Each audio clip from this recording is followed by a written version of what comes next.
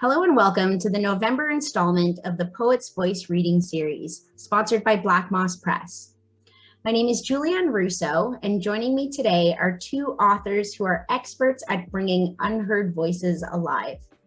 Marianne Mulhern and Robert Hillis are joining me in a conversation about their books, and I look forward to hearing them read a few poems with us.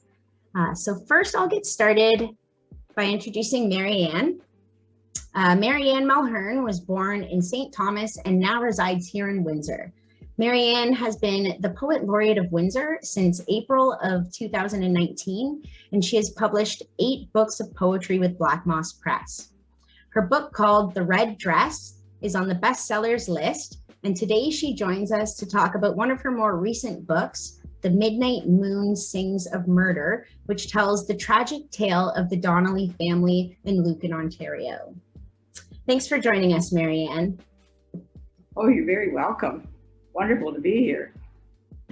Now, Marianne, I'd like to start with you reading your poem called Ghost in a Coffee Shop. Can you read your poem and then talk a little bit about your responsibility as a writer and the choice to write a work of fiction like this? Ghost in a Coffee Shop. A woman, tall, sturdy, plain, woolen skirt, winter boots, stares at me, a poet. I've stood over the grave of Johanna Donnelly. Something in this woman's eyes speaks to me of another place, another time. I look away. Silence spins around me. Shadowed presence close, cold and sad and dark. I don't know why I had that impression of that woman as Johanna Donnelly, except that recently I had visited the graveyard in Lucan and I had seen the monument. And so I had read a great deal about Johanna Donnelly and her strength and her wisdom and her intelligence, and perhaps being in an old-fashioned coffee shop. When I saw this woman in old-fashioned clothing, I was reminded of Johanna Donnelly. I'd never seen her before, even though I go to the shop often, and I have never seen her since. So that's a mystery also. But I'm Irish and I am open to ghosts. Now, Marianne, I call this a work of fiction, but I know to you this is very much true. Can you explain why poetry might have been a good medium to write? Oh, I think that because the whole Donnelly murder and tragedy is still denied, because the people who murdered 5 members of that family in their beds and then burned the house down got off with it. And I see that as a great, not just the murders, but the verdict of not guilty. I see that as a great tragedy in Ontario. And I think that something like this must never, ever happen again, but you never know. Human nature is very strange. And we're seeing elements of that now in our present culture. We saw it January 6th at the Capitol in Washington. And we're seeing people being very angry about the vaccinations. So things happen, and human nature is very, very strange and so turbulent. And this story really affected me, and it still does. Thanks, Marianne. And now I'd like to turn to Robert. Robert Hillis and his wife Rain divide their time between Nanaimo, BC and Khon Kaen, Thailand. Robert won the Governor General's Award for Poetry for Cantons from a Small Room. His first novel, Raising of Voices, won the George Bugnett Award for Best Novel, and his second novel, A Gradual Ruin, was published by Doubleday Canada. He has published 18 books of poetry, 4 works of fiction, and 2 nonfiction books. And today, Robert joins us to talk about his book, From God's Angle. Thanks for joining us, Robert. Thank you. Now, Robert, in a similar way, you have dug up a past tragedy and taken a deeper look into the victims and the survivors. The first section of your book, along with 10 poems, share the title, A Piece of Rag Wrapped Gold. Can you start by reading us A Piece of Rag Wrapped Gold 1 and explain the meaning behind this? Yes, I'll just show the book cover because I want to make sure I did that. A Piece of Rag Wrapped Gold 1. This is the rainy season in Thailand, when rain cools the day and makes it easier to sleep at night. We don't venture out and unplug all computers and electronic devices in case of a lightning strike. The thunder is so loud it sounds like nearby explosions. The house shakes and we lie together and listen as moments are joined by our working minds. You sing to me in Thai, and your voice rises and falls, and my mind rises and falls with it. We are not caged, but free beings, tingling with love. Another even louder thunderclap causes us to flinch, and you stop singing, but I hear you continue. How is that possible? Love is a piece of rag-wrapped gold.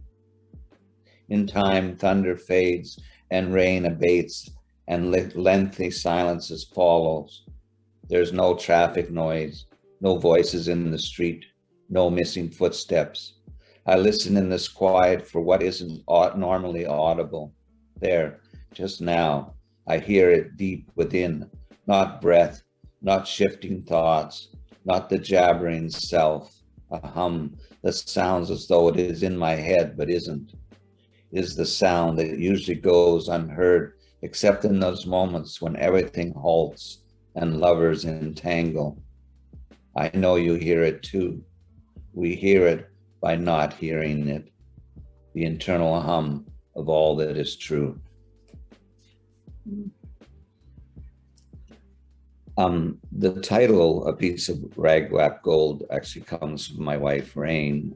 It's a Thai Buddhist expression, which means many things, which I liked about it. In this case, I applied it to love, as love as being that internal golden kernel, I guess, that powers us and that makes us human.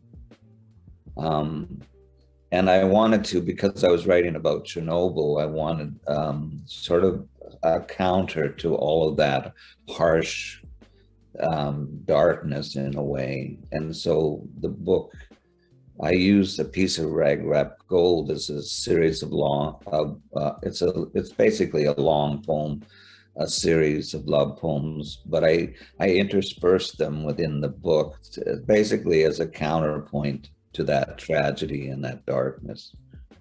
Not that love is light necessarily, but that love is alternate to that, although there's other connections. Great. Now, could you read for us your poem called Radiation is Everlasting? Okay, sure. Radiation is everlasting. Why should we be afraid? Radiation is everlasting, and once in the body, it can't be removed. We have to stop being afraid. What is the point of being afraid? You watch a woman clean bathroom in Chernobyl, and later she talks about her father dying of thyroid cancer and how he never complained about the pain and in time didn't speak at all. Her eyes avoid the camera as she talks about him, and then later says she doesn't think about the radiation and that if she did, it would terrify her. You wonder what is being damaged with inside her even then as she speaks. She tells the truth, and you ask, what is there to be afraid of?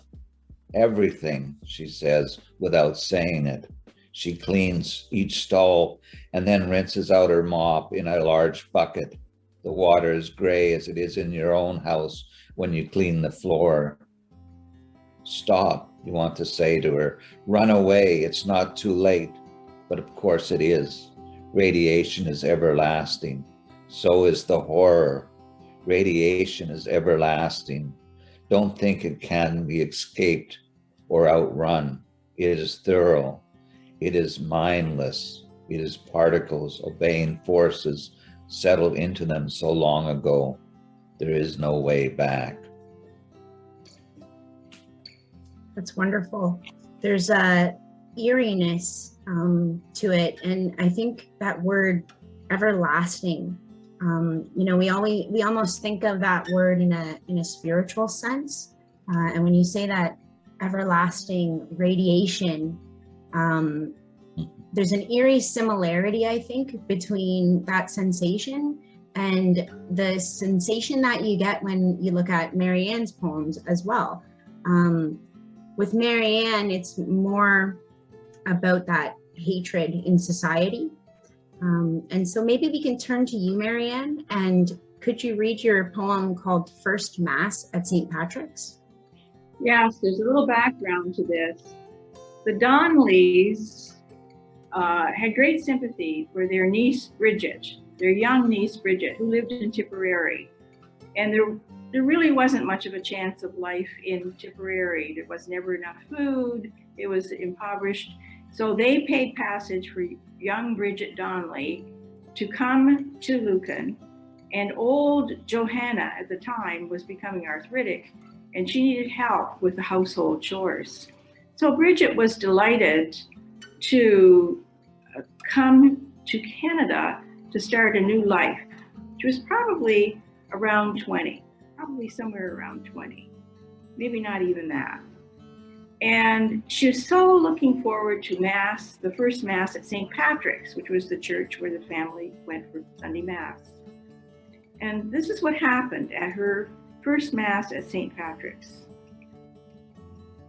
I braid dark curls, choose my white dress, blue flowers stitched along the hem. People stare, whisper, as if I smell of sin. Father calmly looks away. St. Patrick's Church offers no welcome for Bridget. Another Donnelly denied salvation. One kind word, a smile. Very nice. And now I think I'd like to turn back to Robert, because the title of your book is called From God's Angle, Poems from the Atomic Age. What was the inspiration behind the title, and even behind the poems, if you will? Well, there's several motivations, I guess. The biggest one for me was a personal journey, sort of exploring. I had heard about Chernobyl accident when it actually happened in 1986, but basically, like many people, forgot about it. But then I was curious what happened, and when I started to explore, I realized that what happened in Chernobyl was a valuable lesson to humanity, in the sense of this powerful forces, these radioactive forces that have very long power. They last for billions of years. In many cases, the half-life of radiation of uranium is very long. It's longer than all of human history by many times. I grew up in the atomic age. I'd heard that expression, and when I started to think about Chernobyl and what happened there, I realized it was all part of one bigger thing. And the title From God's Angle is it's a way of unifying the the book in a sense that, you know, in physics, there's a talk of the God particle and all of those things. And I just recently listened to a physicist who talked about the Big Bang and how it was before the Big Bang, there was the universe before this, and after this expansion, there'll be another universe. So that ties into what I learned from my wife Rain about Buddha. Before this Buddha, there was another Buddha, and after this Buddha, there'll be another Buddha. So there's that powerful connection. And for me, the atomic age is partly what the time I grew up in, I guess, in the sense before Einstein and all of that, there was known about the atom, but the power of the atom has only been revealed in my lifetime, I guess. Yeah, that's true. And I think that the whole event is quite fascinating to most people, but it's interesting how, like you said, it did sort of fade out of the headlines, and it does make you wonder what is happening there now. How does this relate to today? And another thing I wanted to mention was when you were talking, it reminded, or when Marianne was talking about her last poem, or reading her poem, and the people watching in the church, it made me think of your poem, Bridge of Death. Is that the right title? Am I saying that right? That's right. That's okay. So I was going to ask you to just select a poem, but I think the Bridge of Death would be a perfect way for you to sort of end. Okay. Bridge of Death. After the explosion that night in Chernobyl, people hurried on foot down the road to the bridge over the railway tracks because it afforded the best view of the reactor fire. A crowd stood at the bridge and watched rainbows of burning graphite arc into the night sky. The wind shifted, and all those on the bridge received lethal doses of radiation. Some died within hours, others lasted a few weeks, but all perished because they simply wanted a better view of a fire that burned so bright. Morning came early. I'll stop there. Yes, it's such a powerful poem, and you speak about how the radiation lasts thousands of years. And so I was thinking about that, the eerie similarity between Marianne's poems and sort of how hatred is the same way. It lasts for generations, and it takes a long time to change society's ideas of things. So I'd like to turn to Marianne and ask you to read one more poem from your book. The people say, what was it about the Donnellys that people hated so much? They were immigrants like everybody else. They had come from Tipperary, Ireland, poor and without anything. However, the Donnellys in Lucan were very successful. They were successful farmers, and then the two boys, William and Robert, set up the Donnelly Stagecoach Company, which had trips into London and back to Lucan. That was very successful. Not only that, the 7 Donnelly boys were very handsome, and they attracted girls from more prominent families. For example, William Donnelly attracted Nora Kennedy. Nora Kennedy's father and brothers hated William Donnelly and forbade her to marry him. She stood up to them and she said, I will marry the man of my choice, and I am marrying William Donnelly. And she did. And it was a very successful marriage. So there was this hatred, and there was a certain young man who had come into Lucan. His name was James Carroll. James Carroll was, in modern terms, a loser. But he had self-appointed himself as a constable. He said, I am a constable. Nobody appointed him as that, but he self-appointed himself.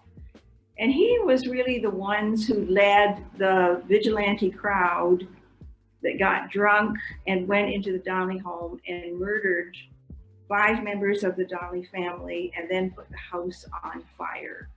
Then they went down the road to murder William, who was married then, living in his own house. When they got there at 2 in the morning, drunk, John Donnelly opened the door and they shot him. William's wife whispered to him to hide. She said, "They want you. You're the one they want. Hide." So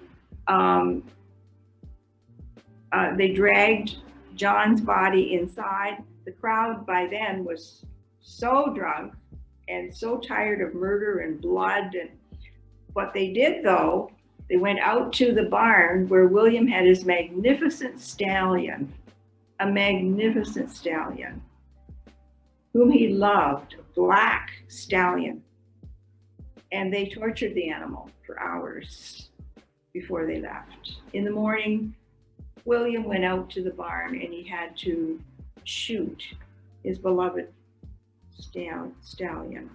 So this hatred that had built up was so powerful, and it ruined these people, because I think that a number of these people, even though they were found not guilty in London, suffered the rest of their lives with what had happened that night.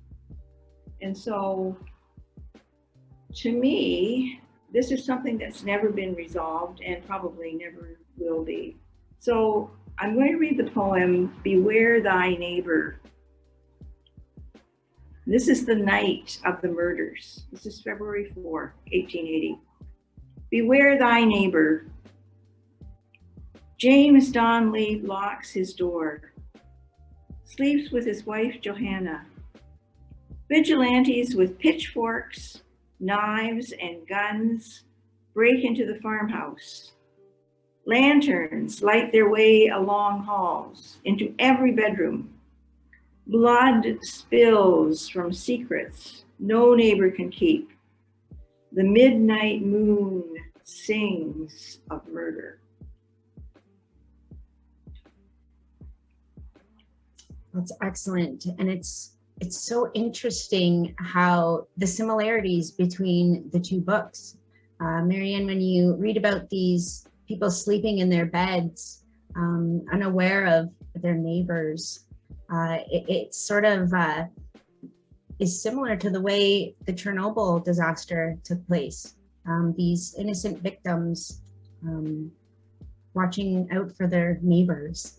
So it's very interesting how the two books can be so different, but so similar in the same way as we sit here and sort of go back and forth listening to your poems.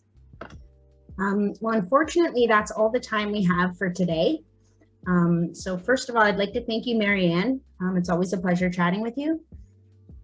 Well, my pleasure, Julian, and Robert too. Wonderful. And yes, thank you, Robert, for joining us today. You have a wonderful voice, and it's always entertaining to hear poets reading their poems.